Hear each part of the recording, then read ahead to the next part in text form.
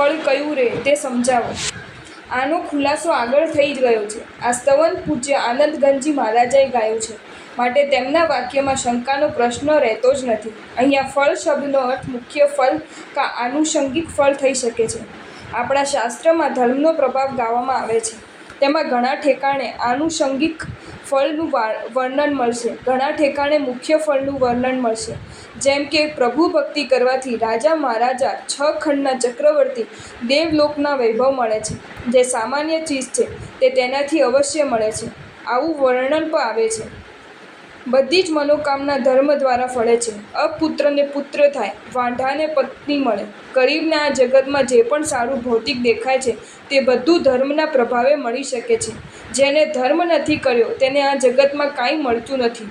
જે પણ મળે છે તે ભૂતકાળમાં ધર્મ આરાધના કરી છે તેનાથી જ મળે છે, માટે બંને પ્રકારના ફળ ધર્મથી મળે છે। અહીં આનુષંગિક ફળમાં ચિત્તની પ્રસન્નતા રૂપ મનનું સુખ લેવાનું છે। જો મુખ્ય ફળ લેવું હોય તો આત્માની પ્રસન્નતા, ત્યાં બંનેનો અભેદ કરી લેવાનો છે। માત્ર ચિત્તની પ્રસન્નતાનું ફળ કહીએ તો મુખ્ય ફળ ન મળે। જે વિતરાગને ઓળખીને પૂજા કરે તેને મનની પ્રસન્નતા ખાલી નથી મળતી, પણ સાથે આત્મશુદ્ધિ પણ મળે છે, જેનાથી આત્માનું ઉત્થાન થાય છે। તેથી તેમાં બંને ફળ લેવાના છે, માટે તેની સાથે આત્માનું મુખ્ય ફળ સાંકળી લેવાનું છે।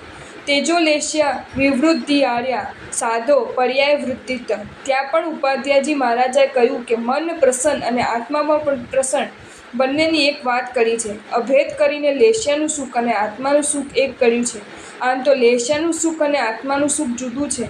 જેમ મુનિનો પર્યાય વધે તેમ લેશ્યાનું સુખ વધે છે, તેમાં આત્માનું સુખ સાથે લેવાનું છે, માટે અહીંયા અભેદ કરીને આ પંક્તિ કહી છે।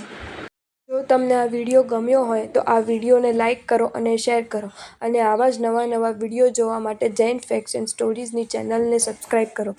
ધન્યવાદ।